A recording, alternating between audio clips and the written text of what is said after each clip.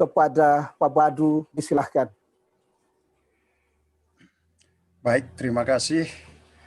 Selamat sore atau selamat malam bagi semua teman-teman yang di Indonesia Timur.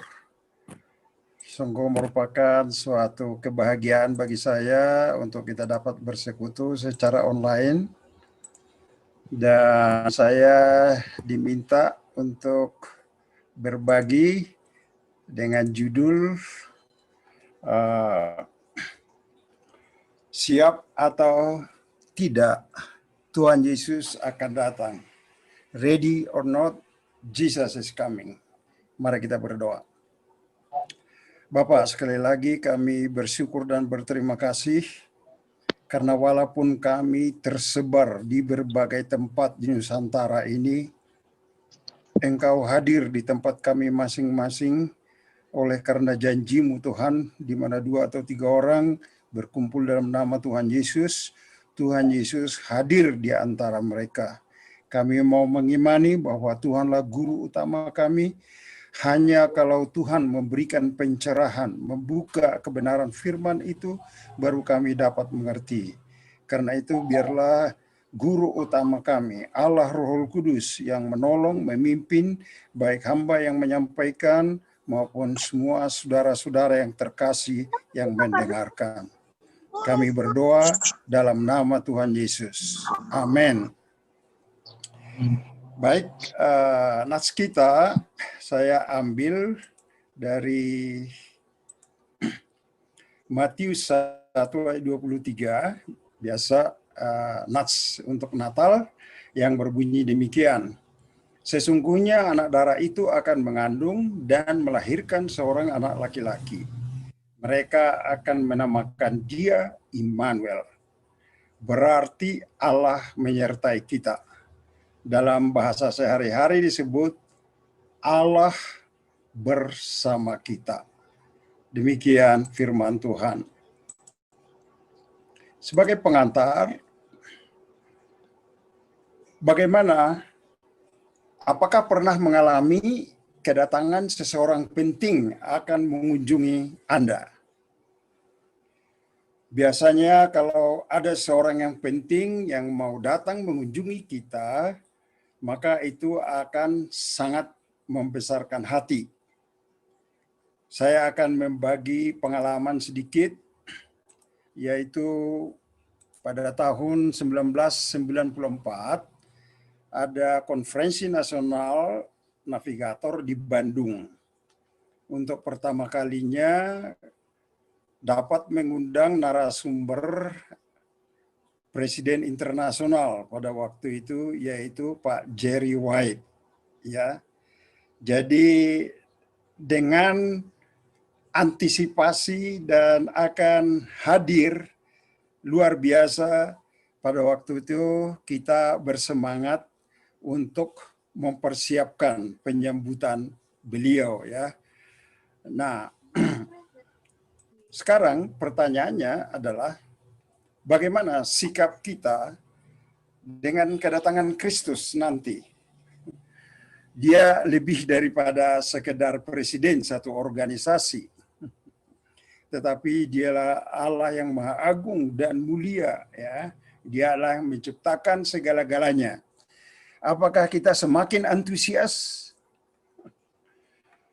Dan kalau iya, apa pengaruhnya dalam kehidupan kita? Nah, belajar dari kedatangannya yang pertama, maka kita bisa mengamati. Walaupun Allah secara berkelanjutan memberi penjelasan tentang kedatangan Mesias untuk pertama kalinya sebagai penyelamat, namun pada umumnya saat ketibaannya semua orang lalai. Padahal tanda-tanda kedatangannya sudah jauh-jauh hari disampaikan oleh Tuhan Allah. Mulai di Taman Eden berkata kepada Adam dan Hawa, pertama kali mereka jatuh, benih perempuan akan datang. Atau kepada Abraham, bahwa melalui benihmu nanti segala bangsa akan mendapat berkat. Kepada Musa dikatakan bahwa dia adalah sama seperti Nabi, menggambarkan kehadiran penyataan Allah di tengah-tengah manusia. Dan selain itu masih banyak nabi-nabi lain. Nah, tetapi oleh karena kemanusiaan kita, ya, kelihatannya maka semuanya jadi terlena. Padahal Allah sudah menyatakan tempat kelahirannya melalui Nabi Mika, yaitu di Bethlehem. Kejadiannya seperti apa, bahwa akan lahir melalui seorang wanita yang masih anak dara, melalui suku mana, yaitu suku Yehuda atau disebut keturunan Daud. Dan sifatnya bahwa dia akan datang seperti walaupun raja, tetapi dalam kerendahan hati dengan mengendarai seekor keledai. Dan kehidupannya memang dikatakan Nabi Yesaya, kalau diperhatikan boleh dikatakan hampir tidak menarik, tetapi jelas tugasnya adalah untuk bersama-sama dengan manusia itu. Melalui kebersamaannya, tujuannya adalah untuk keselamatan kita. Ya. Jadi Allah mau hadir di tengah-tengah kita. Immanuel, Allah bersama kita dalam rangka penyelamatan itu. Tetapi mari kita lihat bagaimanakah pada saat kedatangannya itu. Kenyataannya adalah seperti yang saya sudah katakan tadi, perlahan terlupakan, dan inilah realita kemanusiaan kita. Hanya beberapa orang yang siap pada waktu itu. Yang pertama adalah para gembala di padang.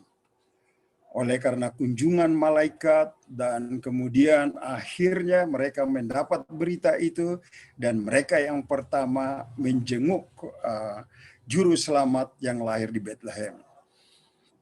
Kemudian yang kedua, Simeon adalah seorang imam di Bait Allah, tatkala dibawa sebagai anak sulung persembahan dari Yusuf dan Maria, maka dia bernubuat dan menyambut, dan karena dia sudah lanjut usia, karena mataku sudah melihat Mesias, maka aku siap untuk mati. Demikian juga Hana, seorang pendoa di Bait Allah, dan dia juga bernubuat dan menyatakan bahwa syukur Allah telah melawat umatnya. Kemudian Zakarias dan Elizabeth adalah orang tua dari Yohanes Pembaptis. Dan terakhir orang Majus dari timur. Orang Majus dari timur ini adalah sisa-sisa dari orang Yahudi yang dibuang di Babilonia, di mana sebagian besar pulang, tetapi sebagian mereka tinggal di sana dan menjadi ahli-ahli perbintangan. Oleh karena itulah mereka menantikan Sang Mesias itu dan siap untuk melihat bintangnya. Dan karena itu mereka dapat hadir, datang sendiri dengan perjalanan yang jauh menyambut Sang Raja Sorga. Hanya inilah yang benar-benar siap. Boleh dikatakan kita baca di dalam Perjanjian Baru, sisanya boleh dikatakan semuanya tidak siap atau bahkan melupakannya. Jadi ini suatu yang ironis. Secara berabad-abad Allah mempersiapkan, mengulang-ulangi, mengingatkan, tetapi kenyataannya hanya segelintir orang inilah yang kelihatannya benar-benar siap di dalam penyambutannya. Jadi inilah pelajaran yang kita lihat di dalam kedatangannya yang pertama. Oleh karena itu, pelajaran berharga adalah jangan sampai kita lalai dalam penyambutan kedatangannya yang kedua. Ya. Baik, sekarang pertanyaan, bagaimana agar kita tetap waspada, agar kita mencermati tanda-tanda kedatangannya, supaya kita tidak ikut seperti masa zaman penyambutan yang pertama itu. Nah, saya akan mengajak teman-teman untuk melihat dari pernyataan Tuhan Yesus sendiri dari Matius 24. Ini tadi juga sudah dikutip sedikit oleh Bu Justi, ya. Jadi pada waktu itu tinggal beberapa hari sebelum Tuhan Yesus disalibkan.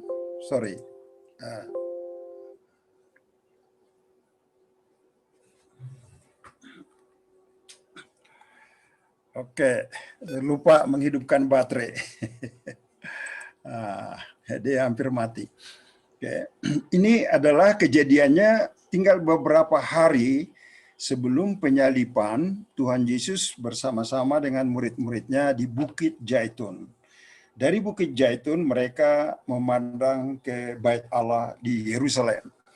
Kemudian murid-muridnya bertanya, apakah tanda-tanda akan kedatanganmu?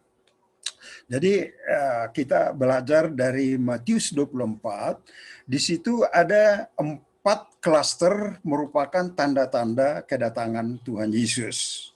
Oke, jadi kita akan perhatikan satu demi satu. Nah, yang pertama tanda-tandanya dikatakan bahwa akan terjadi peperangan, kelaparan, bencana alam. Jadi peperangan ini sudah yang paling dahsyat sebetulnya sudah terjadi pada abad ke-20, Perang Dunia Pertama dan Perang Dunia Kedua yang mengakibatkan korban mencapai 100 juta manusia, ya. Kemudian dikatakan bencana alam, ini terus terjadi dan bencana alam ini pun mungkin masih akan terjadi.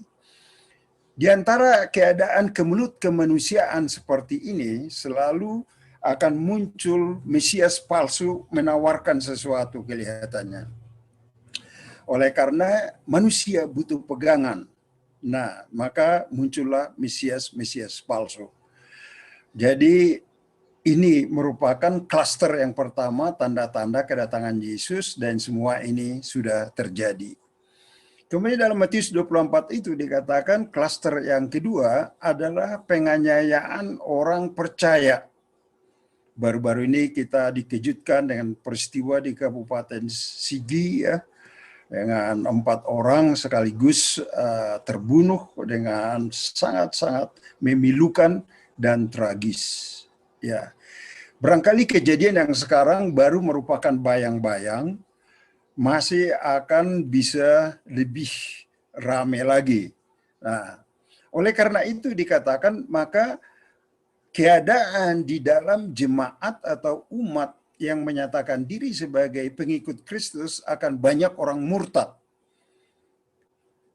Artinya kalau mereka hanya ikut oleh karena tradisi, jadi mereka menyatakan diri Kristen, pada saat ini mereka akan mundur dan menyangkal. Nah, tetapi dengan demikian maka akan terjadi pemurnian di dalam umat Tuhan. Ya, oleh karena adanya pemurnian dan mereka yang bersungguh-sungguh, yang benar-benar tetap setia mengikut Tuhan, bahkan rela dengan membayar dengan nyawa, maka komitmen mereka yang sedemikian menjadi suatu berita yang memuliakan Tuhan dan bergema. Oleh karena itu dikatakan di dalam klaster 2 ini, maka berita Injil itu akan diberitakan ke segala bangsa melalui kesaksian orang yang sungguh-sungguh bertekun mengikut Yesus walaupun dengan ancaman. Tapi sementara itu juga tetap akan terjadi bahwa akan ada nabi-nabi palsu dikatakan. Jadi baik di dalam klaster pertama Mesias palsu, klaster kedua nabi palsu, nanti klaster ketiga pun ada juga Mesias palsu dan nabi palsu. Nah, tanda-tanda yang ketiga ini adalah keadaannya di Timur Tengah. Lebih tepatnya mungkin di Yerusalem. Jadi ini kita baca di dalam kitab Wahyu dan kitab Daniel sudah menyebutkan lebih dahulu bahwa akan ada masa pemerintahan antikristus. 3,5 masa atau kadang-kadang ditafsirkan sebagai 3,5 tahun yang pertama, seolah-olah dia menjadi pahlawan untuk penyelamatan dunia. Tetapi setelah 3,5 masa, dia baru menyatakan aslinya, ternyata dia adalah antikristus. Oleh karena itu, maka terjadilah penganiayaan yang belum pernah terjadi, dikatakan di dalam Matius 24, kalau tidak disingkatkan Tuhan waktunya, tidak ada yang dapat bertahan. Dikatakan di dalam Matius 24. Ya. Jadi antikristus ini sekaligus juga menuntut supaya dia yang disembah sebagai agama baru. Dan kemudian bahkan mereka memberikan identitas bagi para pengikut-pengikutnya. Ini diterangkan di dalam Wahyu pasal 13. Di situ ada Tritunggal antikristus, yaitu naga sebagai simbol dari iblis, binatang yang keluar dari laut sebagai antikristus, dan binatang yang keluar dari darat sebagai nabi agamanya. Dan dikatakan kalau orang tidak menerima tanda yang akan mereka berikan, yang merupakan angka, dikatakan di situ dalam Wahyu 13, 666, maka siapa yang tidak menerima tanda itu tidak bisa ikut di dalam beli-membeli, mendapatkan makanan, dan seterusnya. Jadi memang akan terjadi suatu keadaan yang sangat sukar.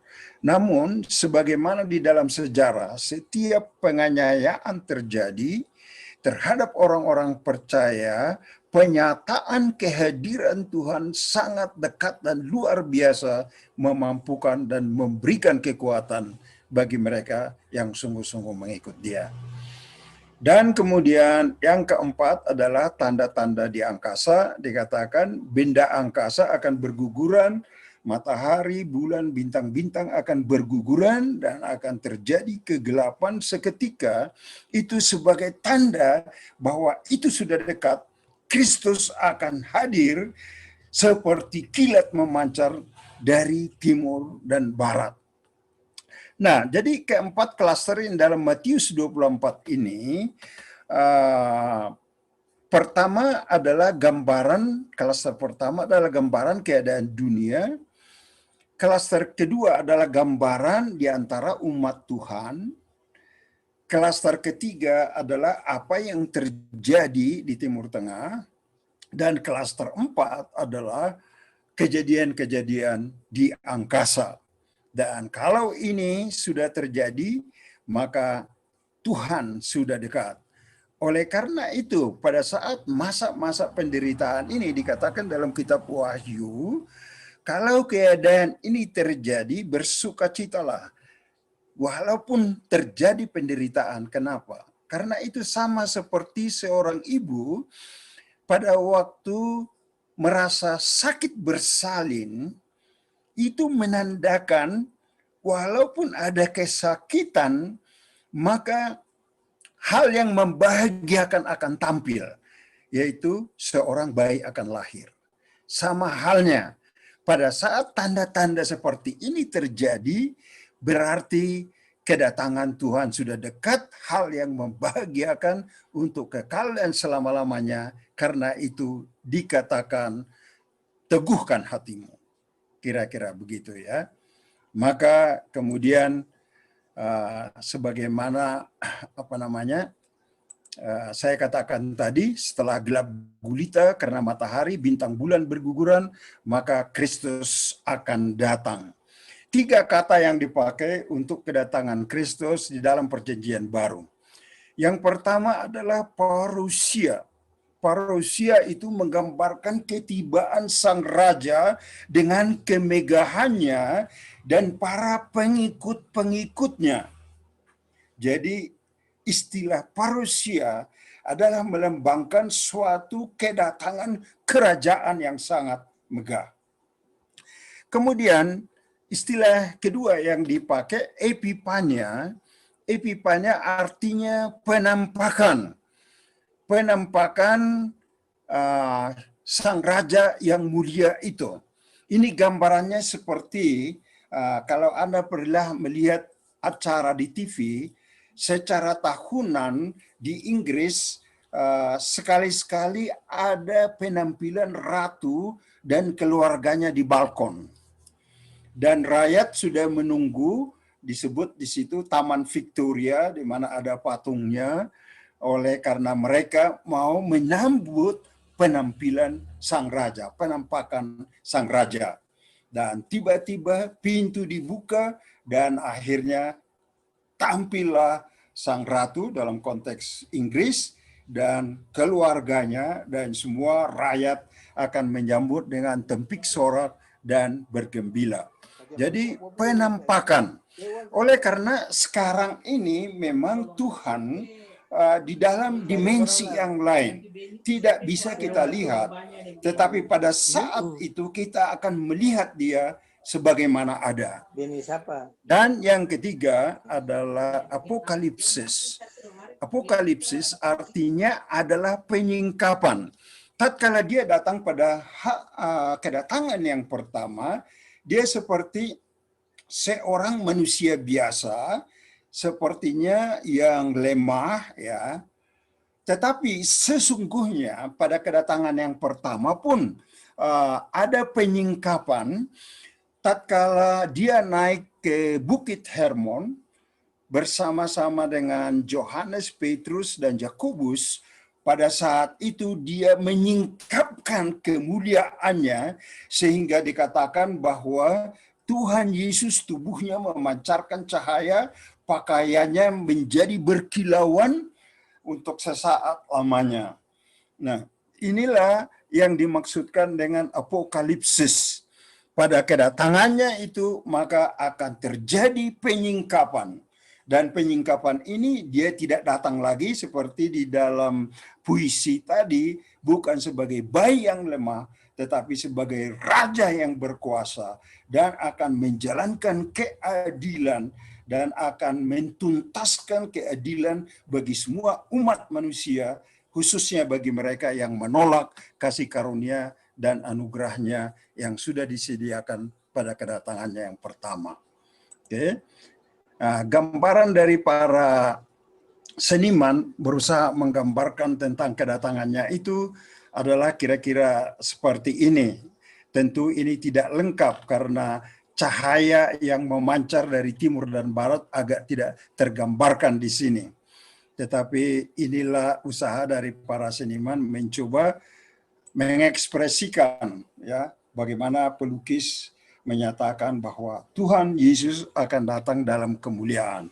Dan sebetulnya di dalam Wahyu 19 dikatakan bahwa Dia juga akan datang dengan menunggang kuda, dan Dia memakai jubah merah yang seperti yang sudah dicelup dengan darah, dan para pasukan malaikat mengiringinya dengan sangat ramai sekali. Ya, itu salah satu gambaran yang lain. Ya, jadi itulah kedatangannya. Oke. Nah, Allah akan bersama-sama kita dalam keadaan yang lengkap. Maksudnya keadaan yang lengkap apa? Ya, bahwa pada saat Dia datang, maka orang yang mati akan dibangkitkan dan mendapat tubuh kebangkitan, dan orang yang hidup akan diubahkan juga mempunyai tubuh yang baru yang disebut tubuh rohani, sama seperti tubuh Yesus tatkala bangkit dari antara orang mati, yang tidak akan tunduk lagi pada hukum alam, yang tidak akan menjadi tua. Dan sebagaimana Tuhan Yesus pada waktu minggu pertama, murid-murid bertemu di bilik yang di atas di Yerusalem, semua pintu jendela ditutup. Tanpa merusak jendela, tanpa merusak pintu, Yesus tiba-tiba hadir. Karena Dia tidak tunduk lagi kepada hukum lahiria yang ada di muka bumi ini. tubuh seperti itulah yang akan dikaruniakan, karena dengan keadaan demikianlah nanti kita bisa akhirnya bersama-sama dengan Dia, bukan hanya dalam jiwa dan roh, tapi dalam tubuh kebangkitan. Kalau saat ini kita bersama Tuhan adalah roh kita yang bersatu dengan rohnya, karena tubuh jasmania telah ternoda oleh dosa, dan tubuh ini tidak dapat masuk ke dalam kerajaan Allah yang kekal itu. Nah, jadi inilah keadaannya nanti, kita akan bersama-sama dengan Dia selama-lamanya di dalam bukan hanya roh dan jiwa, tapi dengan tubuh yang lengkap. Nah, dan tubuh itu tidak pernah tua, dan tubuh itu tetap selalu segar dan mulia adanya. Nah, itulah tubuh yang disediakan untuk kita bersama-sama dengan Tuhan pada akhirnya. Oke. Nah, oleh karena itu Tuhan Yesus memperingatkan murid-muridnya demikian, ya. Sebab itu dikatakan dalam Matius 24 ayat 44, hendaklah kamu juga siap sedia, karena Anak Manusia datang pada saat yang tidak kamu duga. Ini peringatannya kepada kita. Sebab itu hendaklah kamu juga siap sedia, karena Anak Manusia datang pada saat yang tidak kamu duga. Jadi setiap saat hati kita di dalam pengharapan akan kedatangannya, dan justru itulah yang memotivasi kita bagaimana hidup dalam menjalani di dunia yang sementara ini, ya. Oke. Nah, sekarang bagaimana untuk siap? Bagaimana untuk siap sedia? Yang pertama, beribadah secara benar dalam hidup ini. Dikatakan di dalam Yohanes 4 ayat 24, Allah itu roh, dan barang siapa menyembah Dia haruslah menyembahnya dalam roh dan kebenaran. Ya. Jadi Allah itu roh, barang siapa menyembah Dia haruslah dalam roh dan kebenaran. Salah satu maksud dari penebusan kita adalah supaya kehidupan kita masuk dalam proses menuju seperti Tuhan Yesus, yaitu pengudusan. Karena bersekutu dengan Allah di dalam roh, haruslah di dalam bertumbuh di dalam kekudusan. Pertama, secara status oleh karena penyucian darah Kristus. Yang kedua, juga kita berubah seperti Dia oleh karena firman yang menyucikan dan Roh Kudus yang menolong kita.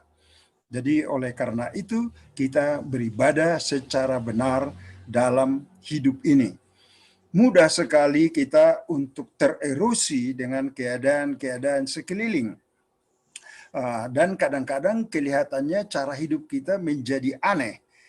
Tetapi jika kita tetap konsisten dan setia oleh karena kita berpegang kepada kebenaran firman Tuhan, maka semua hal-hal yang kita alami, kita tidak akan tanggung sendiri dalam arti secara sendirian, tetapi Tuhan akan menolong kita untuk melaluinya. Oleh karena itu di dalam ayat hafalan kita mengatakan seperti ini. Dan marilah kita saling memperhatikan supaya kita saling mendorong dalam kasih dan dalam pekerjaan yang baik. Ini secara ibadah di dalam komunitas. Jadi ada ibadah pribadi setiap hari dengan Tuhan, tetapi juga itu harus dibarengi dengan ibadah di dalam komunitas.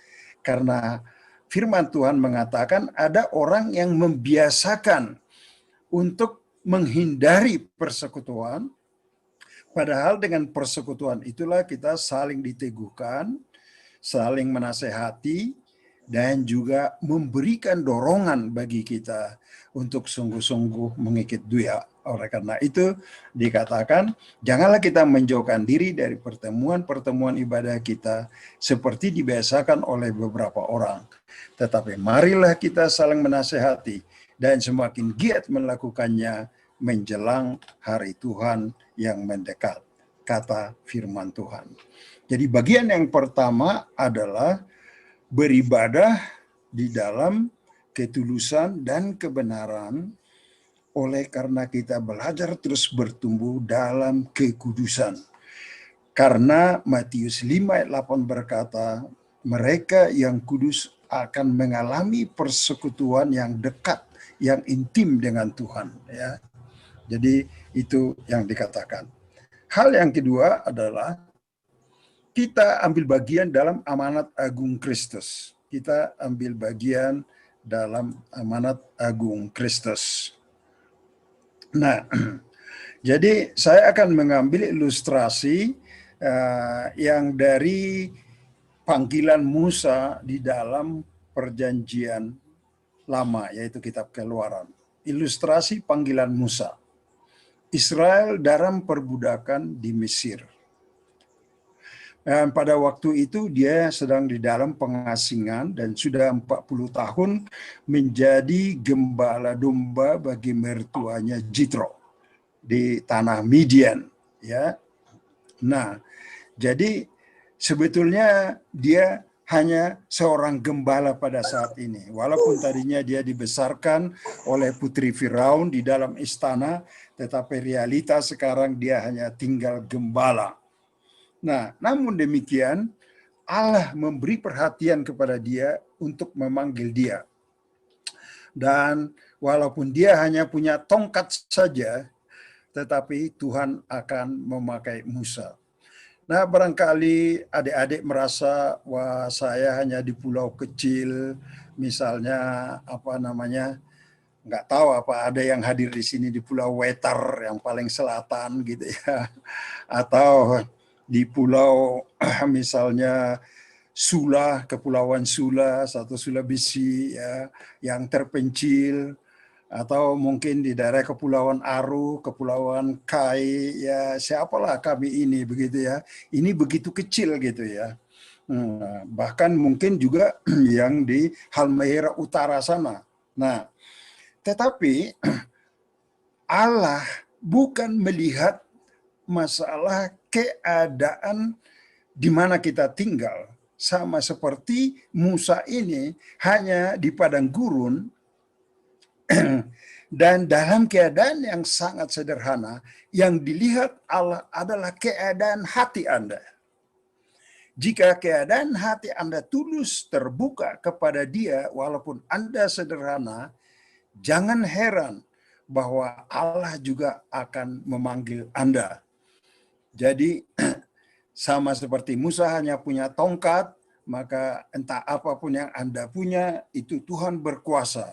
Di dalam perjanjian baru, seorang anak kecil hanya punya 2 ekor ikan, ya, dan beberapa potong roti. Tetapi jika itu dipersembahkan kepada Tuhan, nama Tuhan jadi dimuliakan dan memberkati ribuan orang. Jadi yang penting di sini adalah ketulusan kita untuk mengikut Dia. Mari kita baca bagaimana panggilan Musa itu di dalam Keluaran 3 itu. Yang pertama adalah Allah membuat supaya Musa tertarik. Karena dia sudah menjadi monoton, sudah hanya gembala saja, sudah lama melarikan diri, sudah 40 tahun keluar dari Mesir. Jadi dia seolah-olah tidak ada pengharapan lagi ya. Nah, tetapi Allah membuat api terbakar di semak belukar. Jadi semak belukar itu tidak terbakar. Jadi ini sesuatu yang kelihatannya aneh gitu ya. Nah, begitulah kadang-kadang cara Tuhan mengambil perhatian kita. Dalam kehidupan kita, kalau ada saat-saat di mana Tuhan berbuat sesuatu untuk menarik perhatian kita, jangan lewatkan itu. Datang pada Tuhan, tanyakan pada Dia. Jangan-jangan ini Tuhan mau menyampaikan sesuatu gitu ya. Oke, jadi inilah gambar dari para seniman bagaimana Musa. Jadi di sini ada belukar menyala tapi tidak terbakar. Dan karena itulah maka dia datang dan mencoba mendekat, melihat. Jadi apapun sesuatu yang terjadi dalam kehidupan kita di luar dari kebiasaan, renungkan, perhatikan. Jangan-jangan ini Tuhan mau menyatakan sesuatu kepada saya, gitu ya. Kadang-kadang Tuhan mengambil perhatian kita dengan cara yang seperti itu. Jadi firman Tuhan berkata begini, Keluaran 3:7, dan Tuhan berfirman, aku telah memperhatikan dengan sungguh-sungguh kesengsaraan umatku di tanah Mesir. Aku mengetahui penderitaan mereka. Nah, pada saat ini, mayoritas gereja-gereja utama di Indonesia sebetulnya adalah merupakan keadaan kematian secara rohani karena jarang berita Injil mereka dengar yang benar. Gereja saya juga seperti itu, ya. Saya dari gereja yang tradisional dan kemana-mana, bahkan kebanyakan pendeta kami juga belum bertobat, tidak percaya akan Tuhan Yesus. Karena saya sudah beberapa kali mengadakan seminar dengan mereka, dan pada saat ditantang menerima Tuhan Yesus, aneh sekali. Mereka tidak bersedia, itu aneh sekali. Nah, tetapi betapa memprihatinkan keadaan-keadaan orang hampir selamat. Dan ini sebetulnya adalah pekerjaan Allah juga dari segi bahwa Allah telah bekerja puluhan tahun, bahkan sudah mempersiapkan dari sejak datangnya misioneri. Tetapi mereka belum dituai secara benar. Maka inilah waktunya bagi kita, khususnya saya rasa di Indonesia Timur, kita harus menuai. Ya. Jadi Allah berkata, sebab itu aku telah turun untuk melepaskan mereka. Nah, yang kita lihat di sini adalah bahwa Allah yang akan bekerja. Kita hanya sekedar alatnya saja jika kita rela untuk mengikuti pimpinannya. Dan dikatakan, aku akan menuntun mereka keluar ke suatu negeri yang baik. Dalam konteks kita sekarang adalah kepada pengharapan di Yerusalem yang baru nanti pada saat kedatangannya. Oke. Nah, lantas diteruskan di dalam Keluaran pasal 3 itu, seruan orang Israel telah sampai kepadaku, juga telah kulihat betapa kerasa orang Mesir menindas mereka. Jadi sekarang pergilah. Nah, ini yang luar biasa. Aku mengutus engkau. Jadi kita semua adalah utusan yang tersebar ini di Indonesia Timur. Entah di Papua, entah di Papua Barat, ya, dan juga di berbagai tempat di Indonesia Timur ini, bahwa hari ini Tuhan mengingatkan lagi, mau berkata kepada kita, aku mengutus engkau untuk membawa umatku, ya, supaya keluar. Sekarang adalah perbudakan dosa, perbudakan maut, dan tidak ada pengharapan. Kita mau diutus Tuhan untuk melakukan itu. Itulah salah satu cara kedua bagi kita untuk siap menyambut kedatangan Tuhan. Jadilah menjadi hamba yang setiawan, yang bisa diandalkan, bisa dipercaya oleh Tuannya. Karena kita senantiasa bersandar kepadanya. Jadi kita tidak mengandalkan kekuatan kita, karena kita manusia lemah. Tetapi jika kita sepenuhnya bersandar kepada Dia, maka Tuhan yang Maha Kuasa di pihak kita, kita adalah mayoritas. Karena kita bersama dengan Tuhan yang Maha Kuasa. Nah, begitu ya. Jadi ini bagian yang kedua, bagaimana kita siap untuk menyambutnya. Hal yang ketiga, menjadi pengelola yang baik dari karunia yang telah dipercayakan Tuhan kepada kita. Ada banyak hal yang mungkin Anda tidak sadari, telah Tuhan karuniakan bagi kita, ya. Jadi hidup ini adalah karunia Tuhan. Hidup ini adalah karunia Tuhan. Waktu yang diberikan itu adalah karunia Tuhan. Apa yang kita miliki itu adalah karunia Tuhan. Kesehatan ini harta yang sangat berharga sekali. Ini juga karunia dari Tuhan. Dan kalau kita masih ada kekuatan, itu pun adalah karunia Tuhan. Jadi kita harus menjadi pengelola yang baik dari karunia-karunia yang melimpah ini di dalam kehidupan kita. Ini merupakan suatu karunia yang melimpah kepada kita, ya. Nah, jadi investasi yang terbaik adalah di dalam kerajaan Allah yang tidak akan berubah dan tidak akan binasa. Jadi perlu perencanaan, ya. Jadi kalau hidup kita belum terpola, maka ada baik setiap hari Jumat Minggu sebelumnya kita sudah mengantisipasi ke minggu depannya, dan kemudian kita mencoba membuat perencanaan. Karena kalau tidak ada perencanaan, maka waktu akan berlalu. Karena tidak ada rencana, maka kita tidak tahu apa yang kita akan capai, gitu ya. Jadi itu sebagai pengelola dari segi waktu kita, gitu ya. Sebagai pengelola dari segi waktu kita. Jadi kita harus belajar mengelola itu. Dan segala sesuatu, bahkan juga uang yang Tuhan percayakan kepada kita, kita harus kelola supaya Tuhan memberkati kita. Pada saat saya biasanya mendahulukan kerajaan Allah di dalam hal keuangan, maka Tuhan akan memberkati uang yang sisa terpakai dengan baik. Itu rahasia dari mengelola uang dengan baik. Jadi jadilah pengelola yang baik dari kasih karunia Allah. Ya, dengan cara itulah kita siap menyambut kedatangannya. Jadi kita di dalam Timotius dikatakan tidak sebagai hamba yang malu akan kedatangan Tuhan. Oleh karena kita sudah mempersiapkan dengan baik, bahkan justru semakin kita mengingat akan kedatangannya yang kedua kali, semakin memberi motivasi. Karena kita ada pengharapan, karena kita ada tujuan, dan hal itu adalah sesuatu yang pasti akan terjadi. Nah, dengan demikian kita beroleh pengharapan.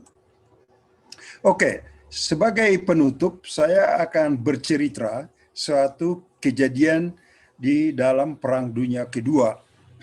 Ya, jadi kejadiannya adalah seperti ini.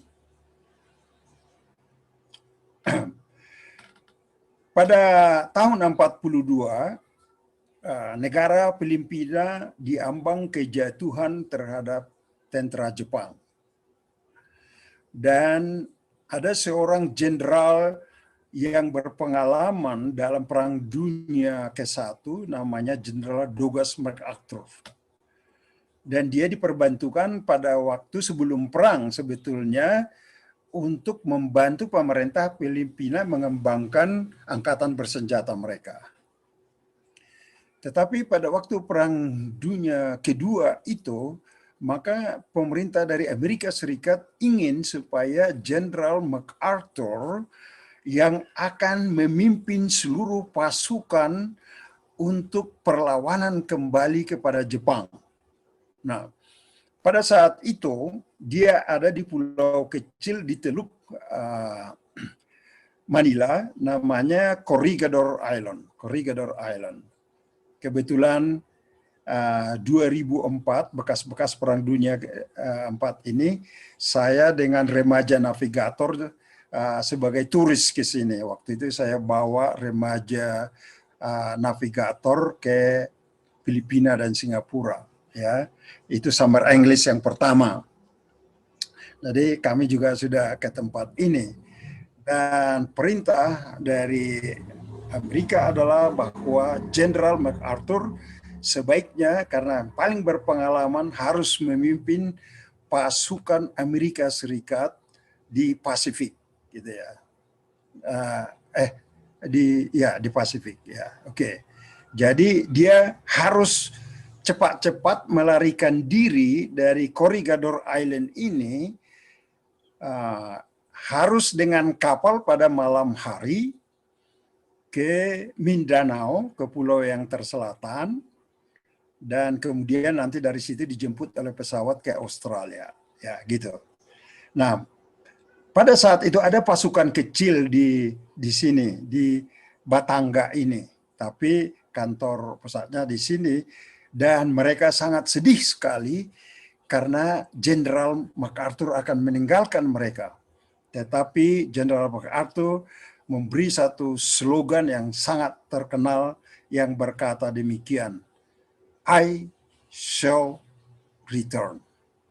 Saya akan kembali. Jadi itulah ceritanya. Kemudian pada malam hari di dalam keadaan yang sangat sulit, perjalanan sekitar lebih dari 1000 kilometer, mulai dari Corregidor Island ke pulau yang besar Mindanao ini, pada malam hari dan banyak pulau-pulau dan sangat membahayakan, keadaan gelap. Mereka naik kapal kecil, 3 naik kapal kecil sebagai rombongannya. Dan perjalanan membutuhkan 2 hari baru tiba di Mindanao. Dan kemudian pendek cerita, maka dia tiba dengan selamat di sini, kemudian mengatur supaya bisa pesawat penjemputan, karena pada waktu itu patroli dari pasukan Jepang masih berkeliaran karena mau mereka menuntaskan supaya semua Filipina diduduki, gitu ya. Nah, kemudian akhirnya pendek cerita itu berhasil. Kemudian dia tiba di Australia dan memimpin pasukan Amerika Serikat untuk kembali memenangkan pertempuran itu. Jadi menjelang akhir pada tahun 44, strategi yang pertama adalah ada 3 kepulauan yang dikuasai oleh Jepang. Yang ini Guam, kemudian ini Pilelu, kemudian ini Saipan, dan di sini sangat kuat sekali Jepang. Maka strategi pertama mereka adalah harus memenangkan ini. Dan ini ribuan tentara Amerika mati di sini, dan dari tentara Jepang hampir 20.000 lebih yang mati pertempuran itu. Nah, ini cerita perang sedikit ya. Jadi maksudnya adalah ketiga pulau yang disebut Marine itu ada di titik merah ini, karena kalau sudah dapat dikuasai ini, maka kemudian langkah kedua adalah membebaskan Filipina, karena mereka butuh bahan bakar supaya supply lebih dekat untuk penyerangan terakhir, dan dari Guam inilah berangkat B-29 untuk membom Hiroshima dan Nagasaki pada tahun berikutnya, ya, untuk peperangan terakhir. Tapi akhirnya itu dimenangkan, dilaksanakan, dan pada 24 Oktober 1944 Jenderal MacArthur kembali mendarat di Filipina, di Corregidor Island, sebagai pemenang, ya, Jenderal MacArthur. Ya. Nah, jadi inilah seorang jenderal, tapi ini manusia saja, hanya di dalam taktik perang. Tapi apa yang kita belajar dari sini adalah bahwa dia dengan semangat dan dengan kecermatan, walaupun sebagai jenderal manusia, apa yang dijanjikan dia akan kembali, dan itu ternyata terwujud, walaupun dengan pertumpahan darah dalam konteks ini. Tetapi kita punya panglima yang agung, yaitu Yesus Kristus. Dia bukan manusia. Dia adalah firman Allah yang kekal di dalam Yohanes yang disebut Logos. Dan dialah yang menciptakan segala sesuatu, karena dialah ada segala sesuatu. Kolose 1, 16 dan 17. dia lebih diandalkan daripada Jenderal MacArthur yang berjanji akan kembali. Dan oleh karena itu, di dalam pengharapan kepastian akan kedatangannya yang lebih agung, yang lebih besar, yang lebih mulia, yang lebih berkuasa, namanya adalah Tuhan Yesus Sang Raja, segala raja. Segala Tuhan akan bersujud selama-lamanya. Dan dia akan menyambut kita, orang yang sudah percaya dan sudah bertobat. Kalau pada saat itu kita sudah mati, kitalah yang pertama dibangkitkan. Kalau masih hidup, setelah yang mati dibangkitkan, kemudian yang hidup akan diubahkan. Dan kita akan Emmanuel bersama-sama, bukan lagi secara sementara seperti dalam kedatangannya yang pertama, tapi di dalam kekekalan. Oleh karena dia pasti datang, maka seharusnya